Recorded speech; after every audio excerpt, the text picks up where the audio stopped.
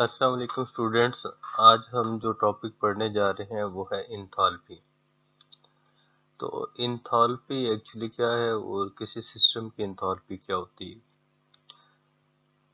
लफ्ज़ जो इंथैल्पी जो है वो ग्रीक वर्ड है और ये ड्राइव किया गया है ग्रीक्स वर्ड से इन और दूसरे नंबर पे थैल्पी।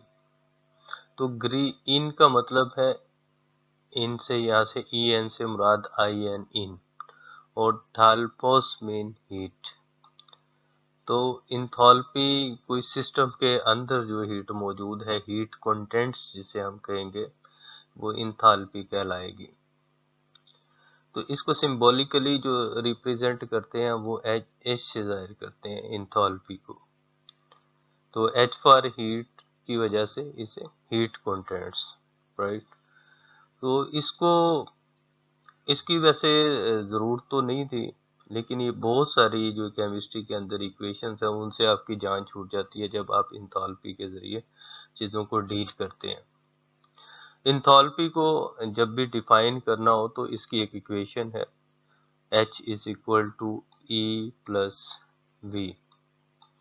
यहाँ पे E जो है वो इंटरनल एनर्जी है, इसकी E जो है वो इंटरनल एनर्जी है, और जबकि PV जो है ये वर्क है। आप लोगों ने पढ़ा है कि प्रेशर और वॉल्यूम जो है इनकी रेशो जो है आमतौर पे वर्क कहलाती है।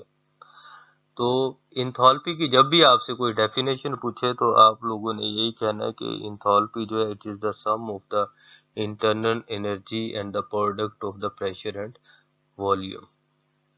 तो ये इंथैल्पी की डेफिनेशन होगी, यानी कि इंथैल्पी एक हीट कंटेंट्स है और ये प्लस ये इंटरनल एनर्जी और प्रेशर और वॉल्यूम पे मुश्तमिल होती है।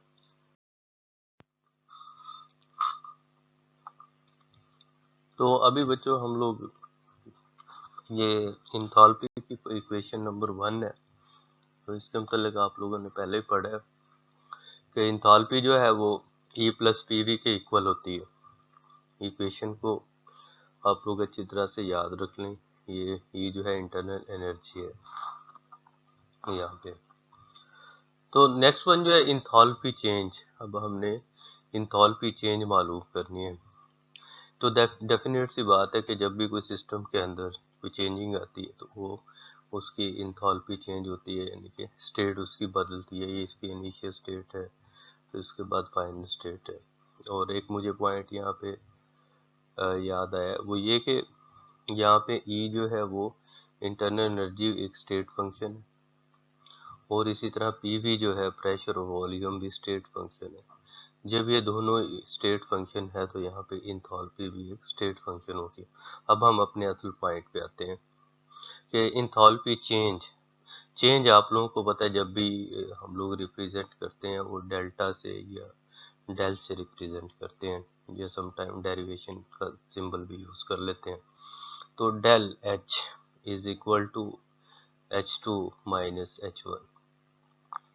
तो बच्चों ये जो है जब H1 होगा तो यहाँ पे क्या होगा कि जैसे ये इक्वेशन है आपकी इक्वेशन 1, इसके अंदर ये क्या हो जाएगा 1 और E1 और P1 और V1। इसी तरह से जब E2 H2 होगा तो यहाँ पे H2 E2 और P2 V2 इस तरह से। तो इट मीन्स के हम दोनों की जगह पे इनकी रिस्पेक्टिव वैल्यू दे देते हैं, इसकी जगह पे भी और इसकी जगह पे भी फिल कर देंगे। तो H2 जो बनेगा वो क्या होगा कि E2 minus P2 V2 sorry plus P2 V2 और उसके बाद माइनस, यानी कि दोनों इक्वेशन को जब हम मिलाते हैं तो ये हमारे पास बन जाता है H2, यानी कि E2 P2 V2, और दूसरी जो है वो E1 प्लस P1 P2। जब बच्चों ये साइन जब ब्रैकेट को ख़त्म करते हैं तो अंतर वाला साइन चेंज हो जाता है, नेगेटिव हो जाता है, यानी कि ये बन जाएगा E2 ये माइनस E1, और इसी तरह से ये P2 और माइनस P1 वाली दोनों इक्वेशन इस तरह से ये आपके पास बन जाएगी E2 minus E1 and P2 minus E1। अब देखो ये E2 माइनस E1 जो है ये that is the delta E, ये वाला, और ये P2 माइनस यहाँ पे यूज कर रहे हैं P2 V2 minus P1 V1, तो ये बन जाएगी P डेल्टा V, और इनके दरम्यान में सिंबल आ जाता है प्लस का। तो उसके बाद अगर P कांस्टेंट है यहाँ पे, यानी कि P का जो है वो प्रेशर चेंज नहीं हो रहा, if pressure is constant while gas is expanding, यानी कि देखें आप जितने भी रिएक्शन एटमॉस्फेयर के अंदर हो रहे हैं या आमतौर पे हम लैब में करा रहे होते हैं तो वहाँ पे प्रेशर कांस्टेंट रहता है, एटमॉस्फेरिक प्रेशर, लेकिन फिर भी वॉल्यूम गैस का बढ़ रहा होता है। तो ये है इफ, यहाँ पे कंडीशन है इफ। तो इफ का मतलब है कि गैस एक्सपैंड कर रही है, यानी कि वॉल्यूम में चेंज आ जाएगी और प्रेशर कांस्टेंट रहेगा। तो ये जो फैक्टर है ये वाला, ये क्या बन जाएगा, P डेल्टा V बन जाएगा। इस तरह से if pressure is constant means के प्रेशर की वैल्यू सेम रहेगी, gas is expanding it means के volume is going to change, आपके पास ये इक्वेशन बन जाएगी delta H is equal to delta E plus P delta V बन जाएगी। नेक्स्ट जो है ये P डेल्टा V आप लोगों को मालूम है ये वर्क के इक्वल होता है, तो हम इसकी जगह पे W लिख देंगे। This is the equation 3। तो दिस इज इक्वेशन, और इक्वेशन आप 2 कह दे, ये इक्वेशन 2 है आपके पास, ये वाली, ये कोई और इक्वेशन, ये लास्ट इसके बाद जो हमने ड्राइव की इक्वेशन होगी। उसके बाद according to first law of thermodynamic internal energy, क्योंकि हमें पता है कि delta H is equal to delta E plus W है, तो डेल्टा E एक्चुअली क्या है, इंटरनल एनर्जी। अगर हम ये वैल्यू पुट करते हैं, ये Q माइनस W के बराबर होती है, आपने पिछले लेक्चर में पढ़ा था ये। तो ये इक्वेशन है जो हमारी थ्योरी पीछे वाली स्लाइड्स में मौजूद थी। जब हम ये वैल्यू पुट करते हैं तो डेल्टा E की जगह पे रेड कलर में Q माइनस W, तो ये एक दूसरे को क्या करते हैं, कैंसिल आउट कर देते हैं। तो आपके पास डेल्टा H यहाँ पे बराबर होगा Q के, यानी कि अगर कोई वर्क ना हो रहा हो तो वो तमाम की तमाम जो चेंज इन इंटरनल इंट्रोपी है, इंथैल्पी सॉरी, वो हीट कंटेंट्स की फॉर्म में हो गए। अब क्योंकि हमने कहा था कि प्रेशर कांस्टेंट है यहाँ पे और वॉल्यूम बढ़ रहा है, तो हम इसके साथ लिख देते हैं delta E is equal delta H is equal to QP, यानी कि change in internal energy at the constant, change in entropy at the constant pressure, ये आपके पास आ जाती है। तो उसके बाद है कि यूनिट्स और साइन ऑफ कन्वेंशन एंथैल्पी की, कि ये पॉजिटिव होगी या नेगेटिव होगी। बच्चों देखो अगर H2 की वैल्यू ज़्यादा होगी तो ये पॉजिटिव होगी, लेकिन अगर H1 की वैल्यू ज़्यादा होगी H2 से तो ये नेगेटिव होगी। अगर ये पॉजिटिव होगी तो इसका मतलब होगा कि ये एंडोथर्मिक प्रोसेस है, ये एंडोथर्मिक रिएक्शन है, यानी कि हीट सिस्टम में जज्ब हो रही होगी या केमिकल रिएक्शन में हीट जज्ब हो रही होगी। लेकिन अगर नेगेटिव होगी तो इसका मतलब है कि उससे हीट खारिज हो रही होगी, तो रिएक्शन एक्सोथर्मिक होगा। तो अगर कोई ऐसा प्रोसेस ओपन वेसल के अंदर हो रहा है, लाइक वही जैसे कि हमें मालूम है कि ये चेंज इन एंट्रोपी जो है H2 माइनस H1 है, और जब भी कोई रिएक्शन होता है तो आपको पता है प्रोडक्ट्स माइनस रिएक्टेंट्स, और क्योंकि हमारे लैब के जितने भी रिएक्शंस हैं वो तमाम के तमाम जो है कांस्टेंट प्रेशर पे ही हो रहे होते हैं, मोस्ट ऑफ द 80 to 90% आप कह सकते हैं। तो इसका मतलब है कि ये इक्वेशन अभी हमने जो ड्राइव की थी Q इंटू P, ये अभी इक्वेशन जो हमने ड्राइव की है वही हमने यहाँ पे लिखा है एक्चुअली रिलेशन। अब यहाँ पे एटमॉस्फेरिक प्रेशर 1 लेते हैं यूजली, तो इक्वेशन क्या होगी, लाइक ये वाटर फॉर्मेशन है, इसका हम रिएक्शन लेते हैं तो इसके अंदर ये हीट जो है वो खारिज हो रही होती है, यानी कि प्रोड्यूस हो रही है, इट मीन्स कि ये जज्ब नहीं कर रही। अगर इधर लिखते इस साइड पे लिखते तो इसका मतलब कि वो रिएक्शन में हम लोग हीट दे रहे हैं लेकिन इसमें इवोल्व हो रही है। तो ये 68.2 कैलोरी जो है ऑन द राइट हैंड, ये नेगेटिव रिएक्शन, यानी कि negative change in enthalpy negative show कर रहे हैं। उसके बाद इसका यूनिट्स है, तो देखें कि किलो कैलोरीज या किलो जाउल्स इसका यूनिट होगा, क्योंकि जो जो हीट का यूनिट होगा वो इसका यूनिट होता है। तो अब कैलोरीज में भी ले लेते हैं और जूल्स में भी इसका यूनिट ले लेते हैं, तो ये इसके यूनिट्स हैं। उसके बाद रिलेशनशिप है डेल्टा एच और डेल्टा ई के दरमियान, कि ये आप लोगों को पता है चेंज इन इंथैल्पी है, और ये डेल्टा ई जो है वो चेंज इन इंटरनल एनर्जी है। तो अब ये इनकी वैल्यू को मालूम करना है, तो कैलोरीफिक वैल्यू आमतौर पे जो है ना मैनी गैसेस के कांस्टेंट वॉल्यूम पे कैलोरीमीटर में हम डिटरमिन करते हैं। तो वो वैल्यू कैसे करते हैं, तो उनके लिए एक एक्सप्रेशन है, तो हम ये एक्सप्रेशन यूज़ करते हैं। एट कांस्टेंट वॉल्यूम पे डेल्टा ई जो है वो डेल्टा क्यू वी होगा, यानी कि अगर वॉल्यूम कांस्टेंट होगा तो जितनी भी इंटरनल एनर्जी में चेंज आएगी वो उतनी होगी जितनी उसको हीट देंगे, जिससे वर्क नहीं होगा वो तमाम की तमाम that will be change the internal energy.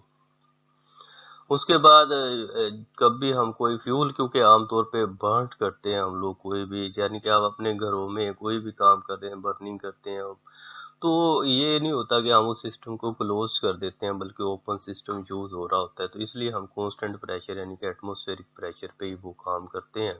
तो क्यू जो है, इसलिए हम क्यू पी यहाँ पे यूज करते हैं कि वो दूसरी इससे डिफरेंट, क्योंकि वॉल्यूम को कांस्टेंट रखना डिफिकल्ट होता है।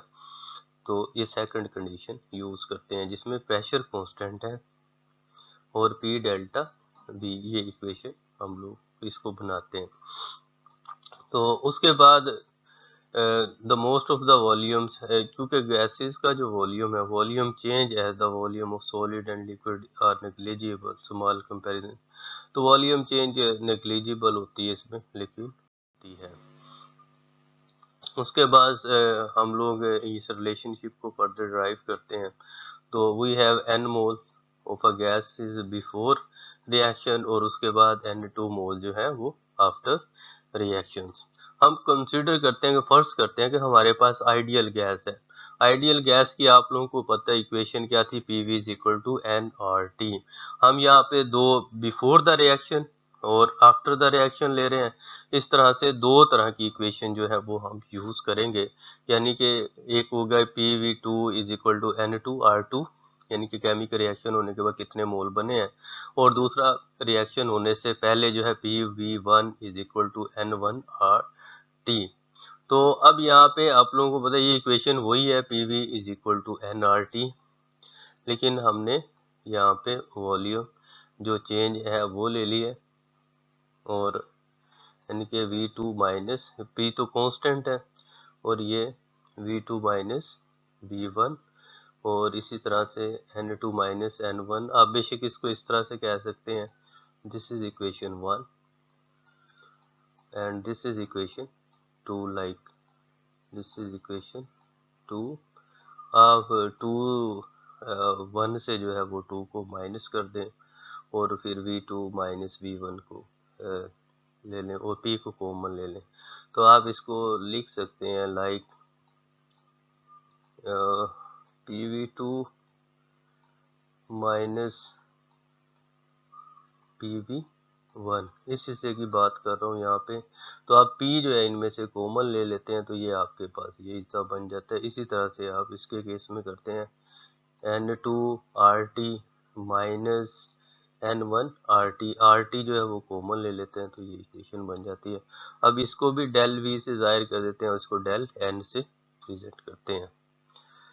तो ये आपके पास इक्वेशन में उसको मज़ीद सिंप्लीफाई करें तो इस तरह से बनती है। तो उसके बाद substituting in equation 1 we have this one.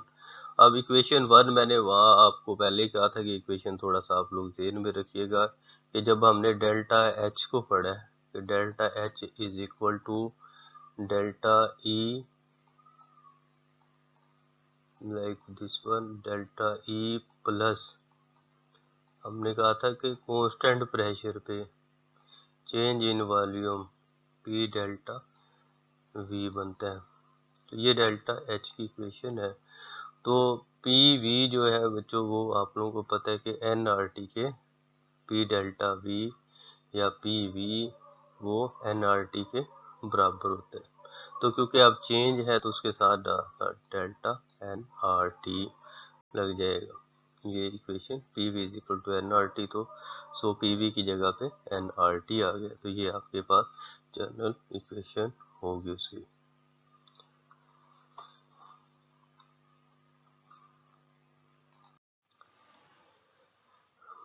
तो नेक्स्ट है कि सॉल्व द प्रॉब्लम। कुछ इक्वेशन यानी कि जो हमने इक्वेशन ड्राइव की है उनसे इक्वेशन को इसको सोल्व करना प्रॉब्लम को। यहाँ पे एक केमिकल रिएक्शन हो रहा है गैसेस के फॉर्म में, H2 वो टूट रही है दो गैसेस के अंदर। यहाँ पे देखें 1 मोल था इसका, अब इधर 1 मोल हाइड्रोजन का बन गया और 1 मोल फ्लोरीन का बन गया। फिर उसके बाद चेंज इन इंटरनल एनर्जी खुद दे दिया उन्होंने, -14.2 किलो कैलोरी पर मोल।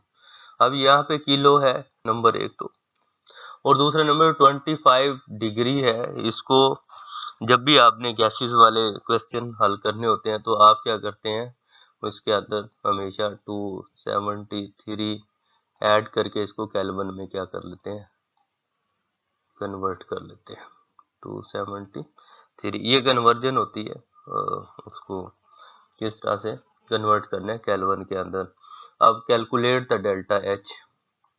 डेल्टा एच आप देखो कि ये रिएक्शन क्योंकि ओपन एटमॉस्फेयर में हो रहा है तो इसका मतलब प्रेशर कांस्टेंट था, तो वो वाली इक्वेशन ही यूज होगी जो अभी हमने ये इक्वेशन ड्राइव की थी, और ये उसके लिए ड्राइव की थी जब प्रेशर कांस्टेंट होता है और हमने फर्ज किया था कि आइडियल गैस बिहेवियर। तो delta H is equal to delta E delta N R and. अब यहाँ पे डेल्टा ई आपको पहले ही यानी कि ये जो फैक्टर है ये हमें मालूम है कि ये 14.2 है। डेल्टा एन कैलकुलेट करेंगे पहले, change in number of moles, और फिर उसके बाद आर टी की वैल्यू पुट करेंगे। तो देखेंगे सबसे पहले डेल्टा एन मालूम करना है, तो ये जो है ये वाले ये N2 कहलाता है, सॉरी N1 बिफोर रिएक्शन, और ये N2 कहलाएगा इधर वाला हिस्सा, यहाँ पे जो मोल इन्वॉल्व होंगे। अब N2 कितना है कि एक ये मोल है और एक ये मोल है, क्या, तो ये आपके पास N2 हो गया। और N1 के ये स्टार्ट में जो होता है ये मोल्स की तादाद लिखी होती है, यहाँ पे एक ही मौजूद है। अब इस इक्वेशन के अंदर दोनों की वैल्यू पुट कर दो, तो ये आपके पास बन जाएगा N2 minus N1 mean 2 minus 1 is equal to 1। तो आपके पास N जो है वो डेल्टा N जो है वो आपके पास आ गया 1। और फिर ये इक्वेशन अब delta H is equal to delta E plus 1 यानी कि डेल्टा N ये वाला डेल्टा N ये हमने अभी निकाला था, ये 1 है तो ये हमने यहाँ पे पुट कर दिया।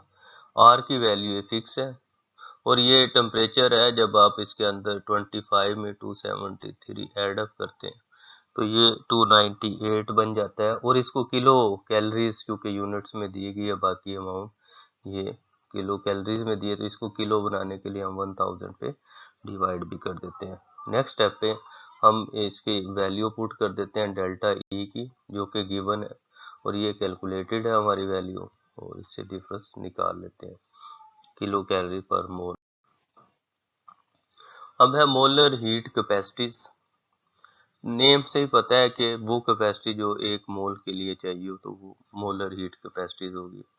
तो मोलर हीट कैपेसिटी के अंदर जो है वो हीट कैपेसिटी को जस्ट आप C से रिप्रेजेंट करते हैं सिंपल, यानी कि कैपेसिटी टू ऑब्जॉर्व हीट और स्टोर एनर्जी, यानी कि ये दोनों फैक्टर्स को हम काउंट करते हैं कि हीट को अगर अपने अंदर ऑब्जर्व करती है, एनर्जी स्टोर करती है, तो उसे हम हीट कैपेसिटी कहते हैं। और इसको हम छोटा जो है इक्वेशन C से जाहिर करते हैं। जब कोई चीज़ अपने अंदर हीट ऑब्जॉर्व करेगी तो डेफिनेटली बात है कि उसका टेम्परेचर क्या हो जाएगा, चेंज होगा, तो उसकी कुछ मिकदार भी होगी। तो इसका मतलब है कि ये एक इक्वेशन है जिसको हम एक्सप्लेन करते हैं कि हीट कैपेसिटी के लिए यूज़ होती है। ये याद रखें, जस्ट हीट कैपेसिटी की बात कर रहा हूँ मैं।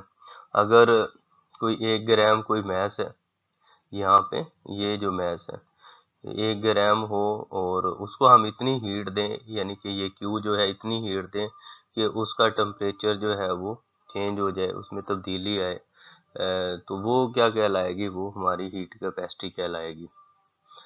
मोलर हीट कैपेसिटी जस्ट यहाँ पे 1 ग्राम को आप हीट करें, हीट दें तो उसके अंदर टेम्परेचर में चेंजिंग होगी, तो ये फार्मूला रिप्रेजेंट कर रहा है। अब जितनी ज़्यादा हीट देंगे उतनी हीट कैपेसिटी क्या होगी, बढ़ेगी। ये हम यहाँ पे डायरेक्टली प्रोपोर्शनल है।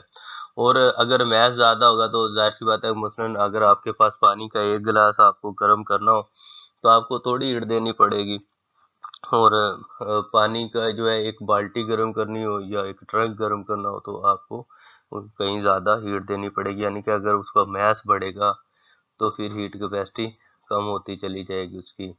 तो ये है मैस के लिहाज से, और टेम्परेचर में डिफरेंस कम आएगा, इनवर्सली प्रोपोर्शनल होगा। अब मोलर हीट कैपेसिटी हमने मालूम करनी है, तो जब हम मोल की बात करते हैं तो नंबर 1 पे तो ये कैपेसिटी का सिंबल ही बदल गया है। वो हमने जस्ट हीट कैपेसिटी था सी, किसी चीज़ को गर्म करना हीट दे के, वो हीट कैपेसिटी है उसकी।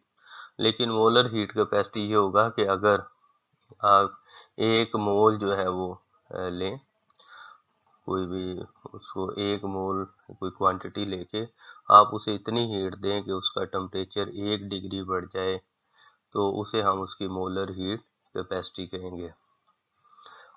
तो इसका मतलब फर्ज किया कि हमारे पास जो है वो n जो है यहाँ पे n लाइक 1 है हमारे पास, लास्ट पे जाके मैं इसको लिख देता हूँ। अगर ये n यहाँ पे 1 हो तो ये इक्वेशन क्या हो जाएगी, क्योंकि 1 तो डेल्टा टी से मल्टीप्लाई होगा तो कोई फर्क नहीं पड़ेगा, और डेल्टा टी क्या होता है, T2 माइनस T1, और ये आपके पास Q है, तो Q divided by delta T। Next जो है उसके अंदर अब ये यूनिट लिखा गया है इसका मोलर हीट कैपेसिटी का, तो वो कैसे निकालते हैं, देखें कि ये n है, इसको हम क्या लिखेंगे यहाँ पे, मोल लिख देंगे, MOL मोल, नॉट द नोल, ओके। और टेम्परेचर जो है उसको हम केल्विन में रिप्रेजेंट करते हैं गैसेस के अंदर, और हीट को हम जूल से ज़ाहिर करते हैं या कैलोरी से भी ज़ाहिर करते हैं। अगर SI यूनिट्स में ले तो हम जूल्स लेते हैं, अगर नॉन SI यूनिट्स में रिप्रेजेंट करें तो उसे हम CAL कैलोरी से रिप्रेजेंट करते हैं।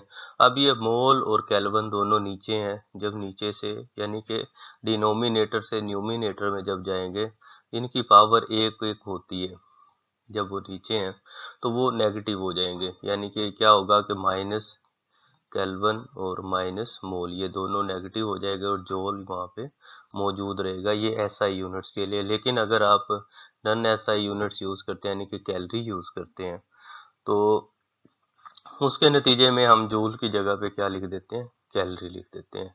तो ये कैलोरी पर मोल पर केल्विन पर मोल, ये उसका है यूनिट है मोलर हीट कैपेसिटी का। ये SI है पहला, और दूसरा नॉन SI यूनिट है। तो since heat capacity vary with temperature, definite सी बात है कि हीट कैपेसिटी जो है वो टेम्परेचर का वेरी तो होती है, यानी कि जितना डिफरेंस ज़्यादा होगा हीट कैपेसिटी उतनी कम होगी, ऑपोजिट है। इट्स ट्रू, इस value will be given as. तो इसका मतलब ये हुआ कि अगर हम इसको छोटी सी चेंजिंग मालूम करना चाहें ना, तो हम यहाँ पे क्या करेंगे, इसका डेरिवेशन अगर अप्लाई कर देते हैं, little change in dq divided by dt, तो आप मोलर हीट कैपेसिटी को बड़ा आसानी के साथ डिफाइन भी कर सकते हैं कि rate of change of heat with respect to temperature, इसे हम लोग वो कह सकते हैं मोलर हीट कैपेसिटी कह सकते हैं। तो यहाँ पे क्या है कि amount of heat observe to raise the temperature, तो ये दोनों सिचुएशन में आप इसे डिफाइन कर सकते हैं। उसके बाद molar heat capacity at constant volume. अभी पहले मैंने आप लोगों को बताया था कि हमने उसको डील किया था कांस्टेंट प्रेशर पे, जितनी भी डीलिंग हम लोग कर रहे थे। अभी कांस्टेंट वॉल्यूम पे, molar heat capacity at constant volume. इसका मतलब है कि जब कांस्टेंट वॉल्यूम होगा तो अभी हम पहले वाली ही इक्वेशन फिर से यूज करते हैं, P डेल्टा V। हम बात कर रहे हैं कि वॉल्यूम क्या है, कांस्टेंट है, change in volume is zero. जब ये जीरो होगा तो ये dq will be equal to D E बन जाएगा। नेक्स्ट जो है, अगर हम इसको डेरिवेशन करते हैं इसकी, यानी कि इनको डिवाइड कर देते हैं इस इक्वेशन 1 को डेल्टा t से, तो ये आपके पास जो इक्वेशन बनेगी वो बन जाएगी dq ओवर dt। अब ये de plus P D V divided by delta dt, यानी कि इक्वेशन 1 को हमने डेल्टा t से डिवाइड किया। अब डेल्टा हम कहते हैं कि ये dv जो है चेंज इन वॉल्यूम, वो क्या है, जीरो है। अगर ये जीरो है तो ये चीज तो क्या हो जाएगी, जीरो हो जाएगी। तो आपके पास क्या बन जाएगा, dq और dt is equal to de over dt। तो अब जो है वो चेंज, ये हम लोगों को मालूम है कि D change in D E, यानी कि इसको हम कहते हैं कि चेंज इन इंटरनल एनर्जी। तो with respect to the change in temperature at constant volume को हम रिप्रेजेंट करते हैं D E over D T से। इस इक्वेशन से हमने ड्राइव किया इसे। तो ये हमारे पास, हम कहते हैं कि ये CV जो है एट कांस्टेंट वॉल्यूम है। The heat capacity at constant volume, rate of change of internal energy eight constant volume. दूसरे नंबर पे molar heat capacity at constant pressure. उससे पहले हम लोग इंथैल्पी को भी हमने ऐसे ही डील किया, कांस्टेंट वॉल्यूम पे और कांस्टेंट प्रेशर पे। तो वही इक्वेशन वंस अगेन उसी हिस्से से, जैसे हम लोग dq is equal to de plus P D V divided by dt, यही वो इक्वेशन जो पहले हमने कांस्टेंट वॉल्यूम पे यूज किया, उसी को हम यहाँ पे यूज कर रहे हैं। लेकिन इस केस के अंदर देखें कि यहाँ पे वॉल्यूम में चेंजिंग होती है कांस्टेंट प्रेशर पे, तो इसको हम कैंसिल नहीं कर सकते। तो इक्वेशन 2 को हम ऐसे लिख सकते हैं, यानी कि इसके नीचे dt को अलग लिख देते हैं यहाँ पे, और पी डी वी के नीचे dt को अलग से हम राइट अप कर सकते हैं ऐसे। तो dq rate of change of internal energy with respect to t जो है, इसे हम कैपेसिटी कहते हैं। तो ये हम इधर लिख देते हैं। अब यहाँ पे जो है वो इंथैल्पी जो है हमें मालूम है, इंथैल्पी जो है E प्लस पी वी है। अब E प्लस पी वी, तो differentiate the equation with respect to t करेंगे हम लोग इस इक्वेशन को, क्योंकि मैं इसमें इंथैल्पी को क्योंकि हम लोग रिलेशन मालूम कर रहे थे de और h का, यानी कि इंटरनल एनर्जी और इंथैल्पी का हम रिलेशन मालूम कर रहे हैं, तो इसलिए हम यहाँ पे इक्वेशन यूज करते हैं। तो जब हम इस इक्वेशन को यूज करते हैं तो ये बन जाएगा, जब इसकी डेरिवेशन लेते हैं, delta h over delta t, then it will become delta h over delta t divide, क्योंकि हम कांस्टेंट प्रेशर पे ले रहे हैं तो ये बन जाएगी, और ये बन जाएगी de over dt। Then p हम कहते हैं कि ये कांस्टेंट है, तो ये बन जाएगी delta v over delta t। अब यहाँ पे जो ये c, हम लोग ये कह रहे हैं कि ये जो c है ये बराबर है de over dt and pdv divided by dt। तो इसका मतलब ये हिस्सा किसके बराबर है, ये तो c के बराबर है, लेकिन ये एक्चुअली है किस पे, कांस्टेंट प्रेशर पे है। तो इसलिए इस सारे फैक्टर्स को हम क्या करेंगे, ये इस सारे फैक्टर को, इसको पूरे को हम कह देते हैं कि ये क्या चीज है, Cp है, क्योंकि molar heat capacity at constant pressure है।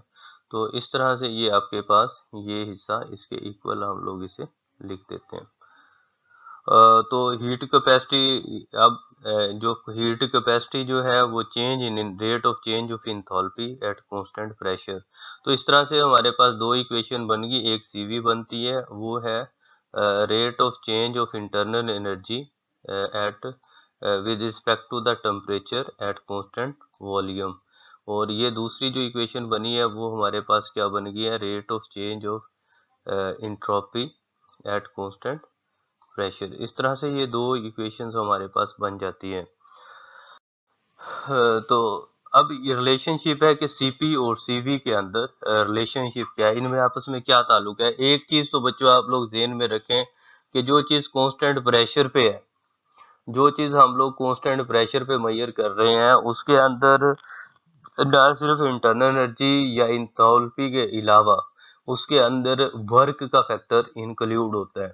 लेकिन जब आप कांस्टेंट वॉल्यूम पे लेते हैं तो उसमें वर्क इंक्लूड नहीं होता, क्योंकि चेंज इन वॉल्यूम जो है वो जीरो होता है। जब वॉल्यूम चेंजिंग जीरो होगी तो उसका मतलब ये होता है कि वहां पर जो है वो वर्क नहीं होगा। तो ये चीज हमें ये बताती है कि सीपी जो है वो हमेशा सीवी से ज्यादा होगा। तो ये एक पॉइंट आपने ज़हन में रखना है, that is very important point. constant molar heat capacity at constant pressure is always greater than the molar heat capacity at the constant volume।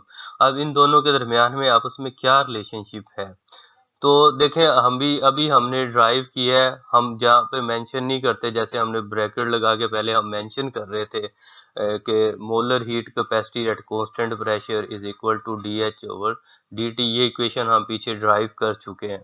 और इसी तरह से जो हमने दूसरी इक्वेशन जो ड्राइव की है वो ये की है कि molar heat capacity at constant volume. ये दोनों इक्वेशन जो है दैट इज वेरी इंपॉर्टेंट। यहाँ पे डेल्टा एच एक्चुअली क्या है कि पी डेल्टा वी।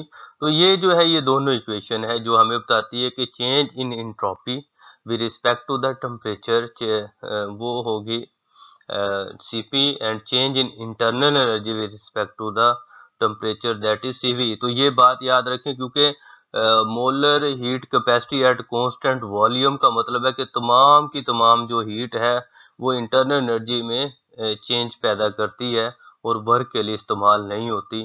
जबकि सीपी के केस के अंदर ये ना सिर्फ इंटरनल एनर्जी को चेंज करती है बल्कि उसके वर्क को भी चेंज करती है। तो इसलिए बजाय बड़ी इक्वेशन लिखने के हम यहाँ पे डी एच लिख देते हैं।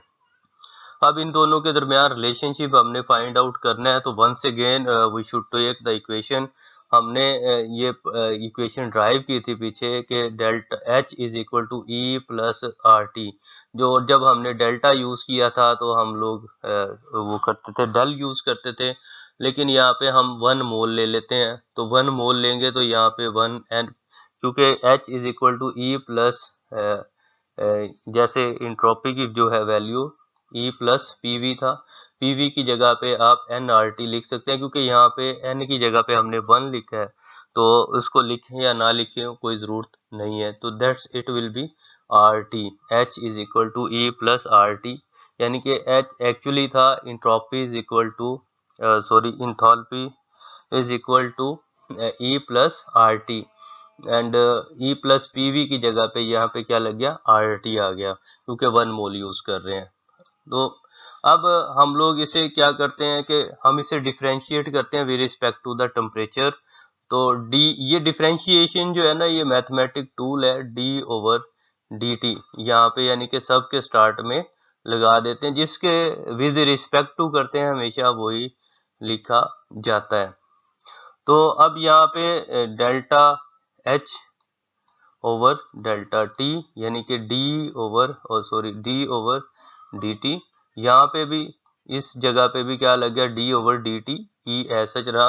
अब आप सोचेंगे कि यहाँ पे तो कुछ किया ही नहीं, तो बच्चे ये जो है ये कांस्टेंट है, आर जो है वो गैस कांस्टेंट है। जब कांस्टेंट वैल्यू होती है तो ना तो वो डेरिवेशन उसे कुछ कहती है और ना ही उसे कोई इंटीग्रेशन उसकी वैल्यू को चेंज करती है। तो डेरिवेशन और इंटीग्रेशन जो है ये हमेशा जो वैल्यूज चेंज होती है उसको इफेक्ट करते हैं, लाइक इंटीग्रल ये है और डेरिवेशन इंटीग्रेशन ये है। तो अब यहाँ पे आपको पता है कि D H over D T जो है, D H over D T जो है ये सी पी के बराबर होता है, और D E over D T ये सी वी के बराबर होता है। उसके बाद प्लस क्या आ रहा है, आर आ रहा है। तो अब अब ये Cp जो है ये Cv जो है दूसरी तरफ चली जाएगी। सॉरी ये थोड़ी एनिमेशन सेटिंग थी। Cp is greater than Cv। अब ये देखें कि ये दूसरी तरफ जब लेफ्ट पे गई है, ये Cv जो वैल्यू है अदर साइड पे जब भी गई है तो Cp minus Cv is equal to R।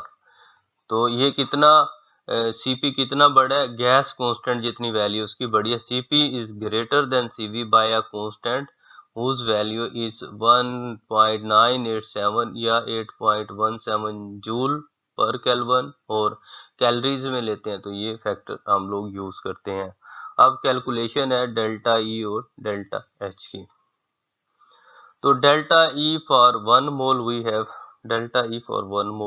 Have for the ideal gas. तो delta E for 1 mole of an ideal gas, ये हमने एट कांस्टेंट वॉल्यूम देखा। और ये अगर आप इसे वैसे इक्वेशन में लिखें तो हम इसे दूसरी तरह से लिख सकते हैं, यानी कि dt दूसरी तरफ जाके मल्टीप्लाई हो जाएगा। तो आप इस इक्वेशन को इंटरनल एनर्जी को ऐसे लिख सकते हैं, change in internal energy is equal to molar heat capacity at constant volume multiply with change in the temperature. तो इसी तरह से अगर आप इसको चेंज इन टेम्परेचर अगर आप यूज़ करते हैं तो ये चेंज इन एनर्जी है, और ये Cv तो कांस्टेंट रहती है, और चेंज इन टेम्परेचर आप इस तरह से ये इक्वेशन लिख सकते हैं। तो फाइनल इक्वेशन भी इसी तरह से, अगर n मोल के लिए, वो तो हमने फाइनाइट चेंज 1 मोल के लिए लिए, ये अगर हम n मोल को डील करते हैं, क्योंकि हमारी डेरिवेशन सारी 1 मोल के लिए हमने की थी। अगर आप n मोल लेते हैं तो यहाँ पे इसके स्टार्ट में क्या आ जाएगा, NCV-T2 माइनस T डेल्टा। अब दूसरे नंबर पे हमने पहले तो डेल्टा E मालूम किया, और दूसरे नंबर पे डेल्टा H मालूम करना है हमने। तो डेल्टा H मालूम करने के लिए सबसे पहले हम अपनी वही पहले वाली इक्वेशन देखते हैं, जिसमें हम कहते हैं कि H is equal to E plus PV, और जब दोनों के तरफ हमने डेल यूज़ कर लिया, क्योंकि हम लोग मालूम करना चाहते हैं चेंज इन इंथैल्पी। तो चेंज इन इंथैल्पी जो है ये PV जो है, यानी कि डेल अलग से इधर भी अप्लाई कर दिया और डेल अलग से इधर भी अप्लाई कर दिया। आप लोगों को पता है कि इक्वेशन जो है PV इज इक्वल टू क्या होता है, NRT। तो NR और उसके बाद T। तो आप लोगों को पता है जब 1 मोल होगा तो ये 1 लेंगे तो ये अकेला क्या रह जाएगा, RT। तो PV की जगह पे हम लोग RT लिखेंगे, और R भी कांस्टेंट है तो उसमें चेंजिंग नहीं होगी, तो अब आप ऐसे लिख सकते हैं।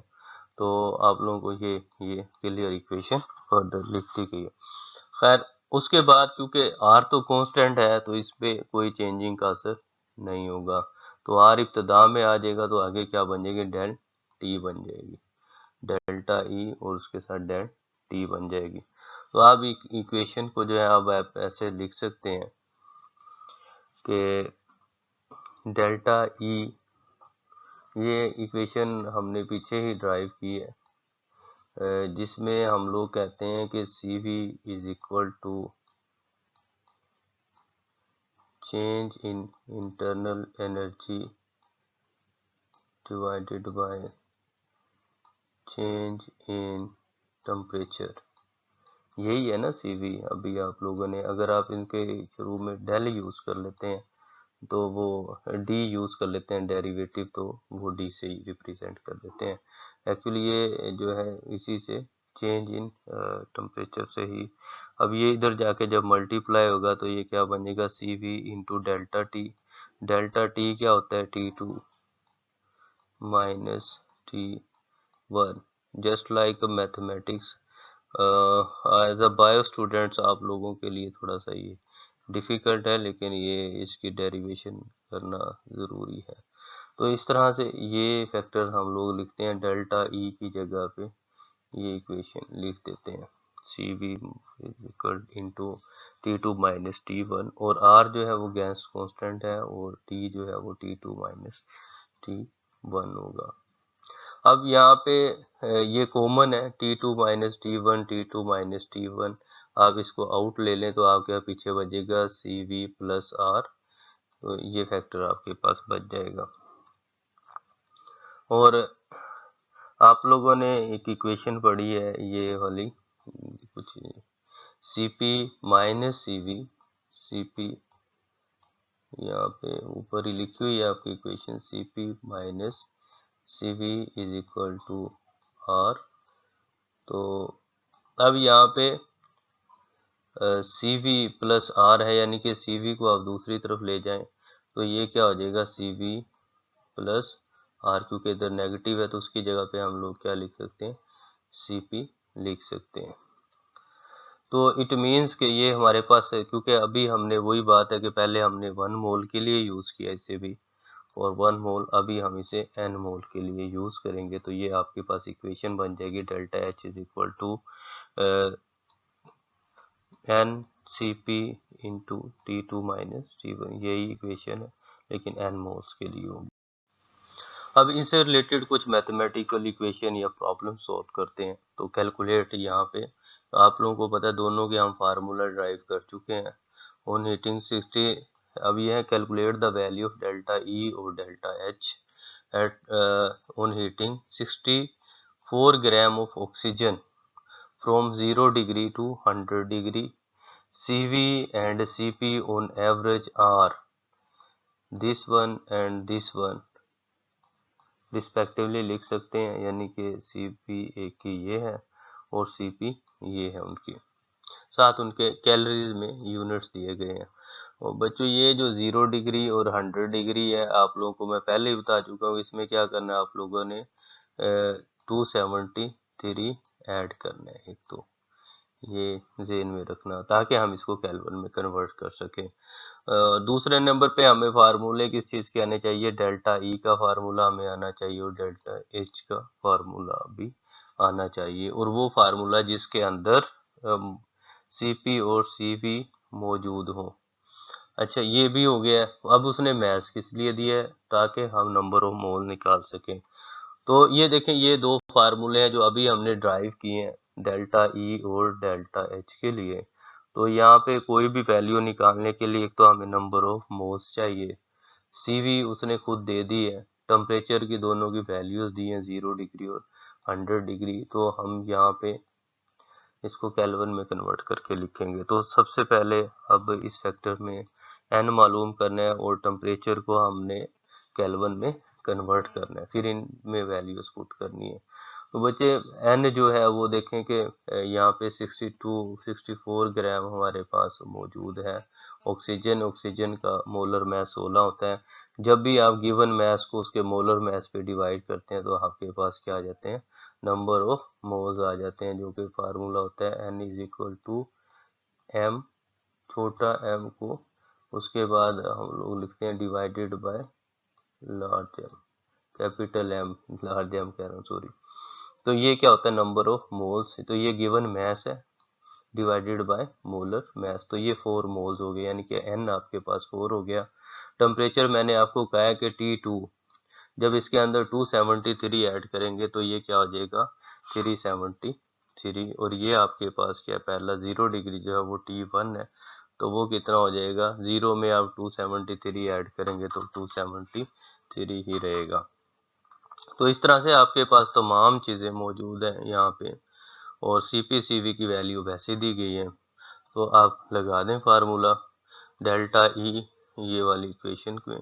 तो n जो है आपके पास 4 है, CV की वैल्यू यहाँ पे बताई गई है 5, दिस वन, तो आपने 5 वैल्यू पुट कर दी। और T2 अभी हमने देखा है कि ये 373 है, माइनस T1 273।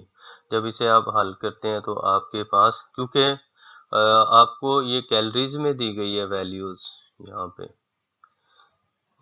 CP CV की, तो इसलिए आपके पास आंसर भी कैलोरीज में ही आएगा।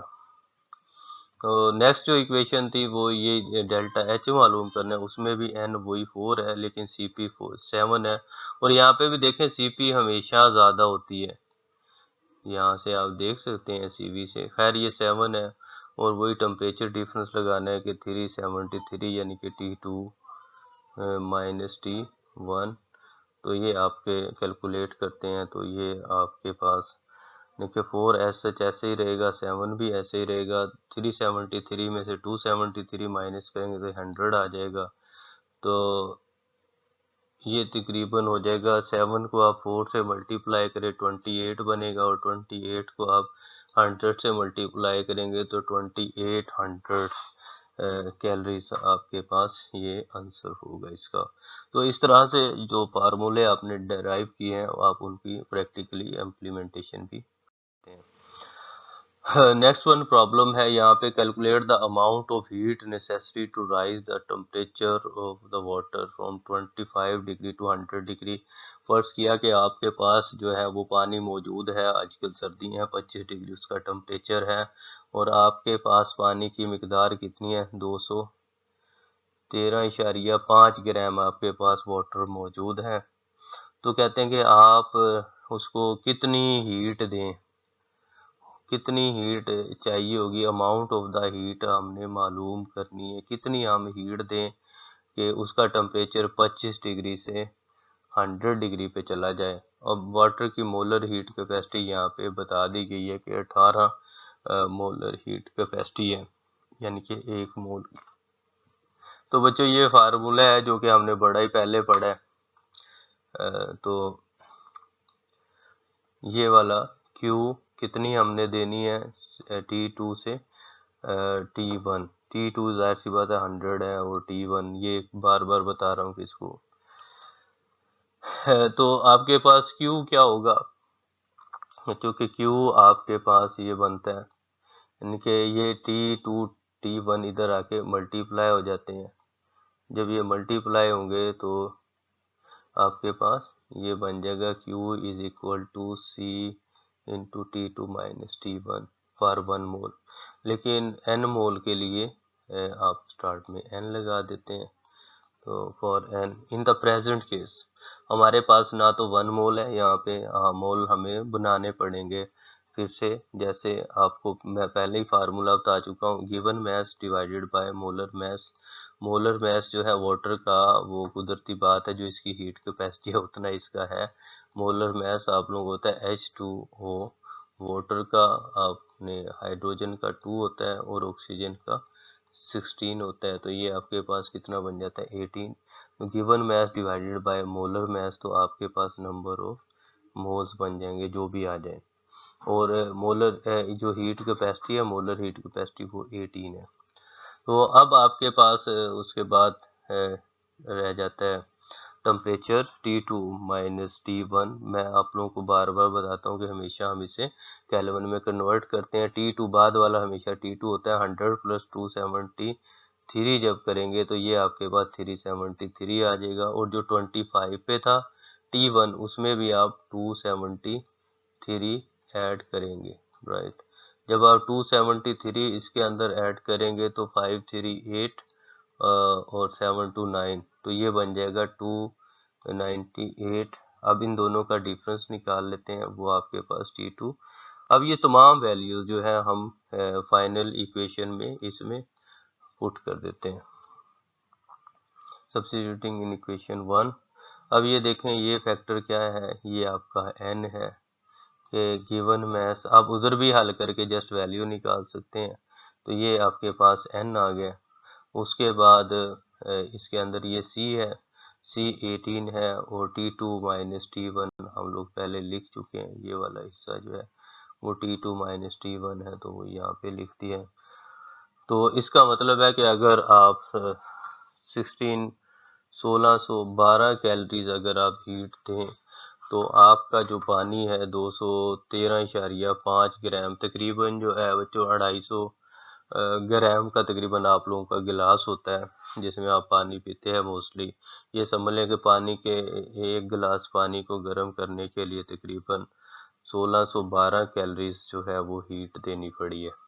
और यहाँ पे अगर आप किलो में लिखते हैं बच्चे तो पहले भी एक चीज़ आई है कि जब आपने इसको किलो में कन्वर्ट करना होता है तो हम इसको 1000 पे, जो ये पीछे वाली रकम है इसको 1000 पे डिवाइड करते हैं।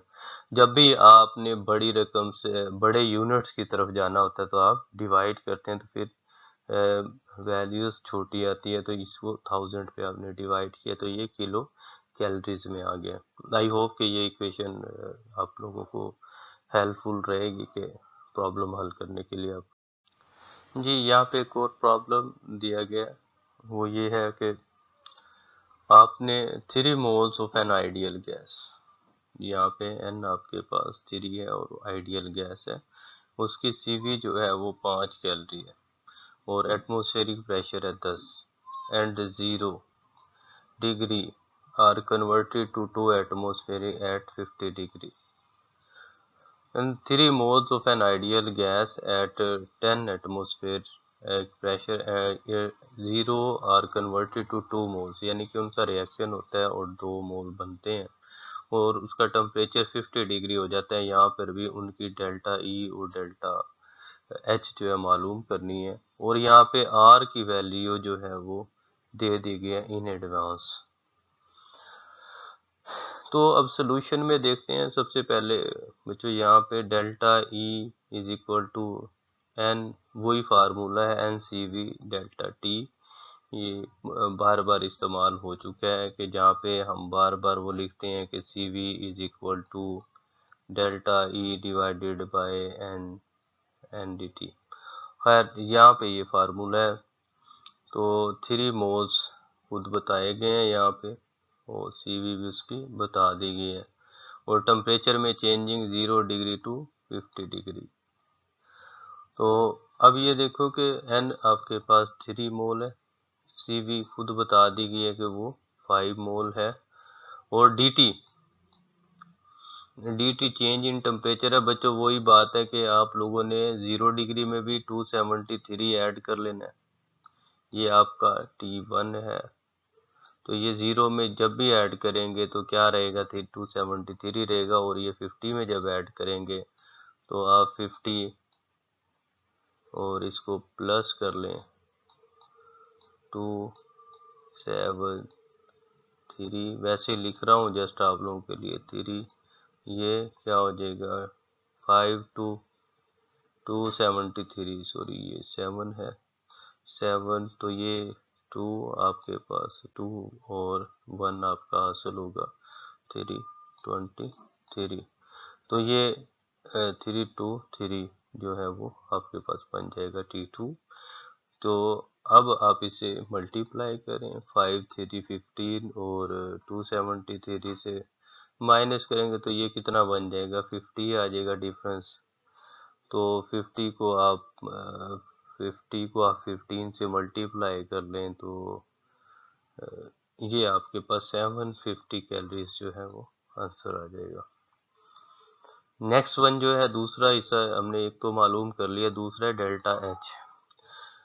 यहाँ पे प्रॉब्लम ये है कि पहले वाले का तो CV दिया हुआ था, हमने बड़ी आसानी के साथ मोल्स भी दिए गए थे, तो हमने बड़े आसानी के साथ मालूम कर लिया कि डेल्टा ई और उसका डेल्टा एच। अब कैसे मालूम करें, तो यहाँ पे CP है, आप लोगों ने एक इक्वेशन पढ़ी है कि CP minus CV is equal to R, ये हमने इक्वेशन क्या की है, प्रूफ की है। CP minus CV is equal to, ये इक्वल टू का साइन है बच्चे, माउस के साथ राइट करने से समटाइम सही नहीं लिखा जाता। However CP minus CV is equal to R, तो ये दूसरी तरफ जाएगा तो ये हो जाएगा R प्लस CV या CV प्लस R। तो ये इस तरह से हमने, क्योंकि हमारे पास मौजूद CV है तो हमने इसको CP को रिप्लेस कर दिया। अब R की वैल्यू उन्होंने खुद दे दी हमें 2 और डेल्टा T वही चीज़ है अगेन जो मैं पहले एक्सप्लेन कर चुका हूँ। तो इस तरह से ये आपके पास 5 to 7 और ये 3 मोल्स थे, तो ये आपके पास आंसर आ जाता है 1050 कैलोरीज।